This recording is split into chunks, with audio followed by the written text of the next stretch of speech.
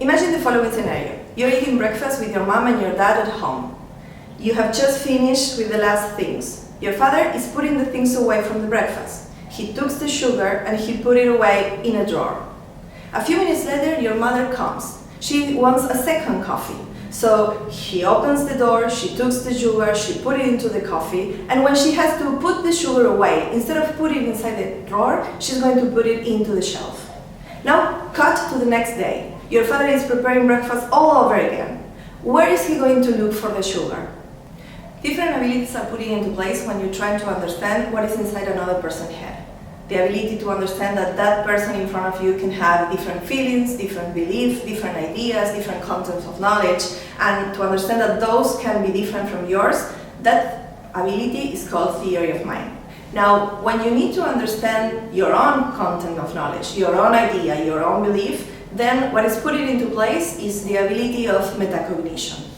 In the previous example, when the father is looking for the sugar, he's using his own metacognition. If he remembers where he put the sugar, he's going to look into that content of knowledge and he's going to look for the sugar inside the drawer.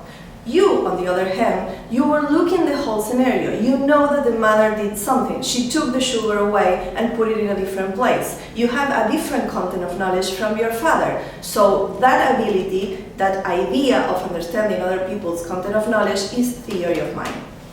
Both abilities, theory of mind and metacognitions, are developed early in infancy, and both are also fundamental traits for cognitive development.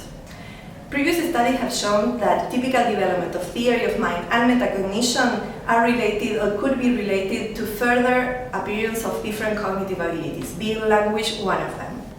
My name is Cecilia Calero. I'm a neuroscientist who specializes in developmental psychology and education. I'm the head of the education area at Torquato di Tella University, and I'm also an affiliated professor at the Center of Evidence-Based Policy Making, hosted at the same university. One of the projects that we're currently working on at the CEPE involves the assessment of these abilities on profoundly deaf and hearing impaired children who live in Argentina. Our team has already developed an assessment tool to measure these cognitive skills in typically developing children aged 4 to 8 years old. In essence, children are required to solve cognitive tasks that measure their capability to distinguish their own thoughts from the thoughts of other characters. They also measure their own accuracy and the confidence in what they report to know. Apart from identifying the children's performance in theory of mind and metacognition, the tool performs very well in identifying external factors that affect the child's response. In Argentina, hearing difficulties affect between 700 and 1,200 children every year, representing around 65,000 children up to 14 years old. One of the main challenges in establishing educational trajectories for these children is that it remains unclear whether theory of mind or metacognitive abilities are prerequisites for linguistic development, or if good commands in linguistic skills enable better results in theory of mind and metacognition. As a consequence, we believe it's necessary to develop a diagnosis tool to effectively disentangle between linguistic shortcomings and theory of mind and metacognitive deficits in order to better inform and recommend educational paths for this population.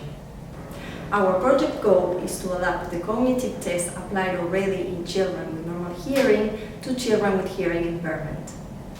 If our project is selected to take part in the LEAP initiative, our team is going to be able to actively contribute to the design and evaluation of evidence-based interventions targeting vulnerable population. Mainly, the program will give us a chance to develop a roadmap to overcome questions like: how can we effectively adapt our paper-based tool into a digital version? And how can this tool be best suited to be applied in children with hearing impairment? LEAP Fellows jumping in our project will help us consolidate our knowledge in what works in the assessment of deaf and hard of hearing children in metacognition and theory of mind. Our team of researchers, educators, and graduate students will immensely benefit from the collaboration with LEAP researchers and entrepreneurial fellows. We're looking forward to working with you from Buenos Aires and setting up a path together to help deaf and hard of hearing children access better educational trajectories and opportunities.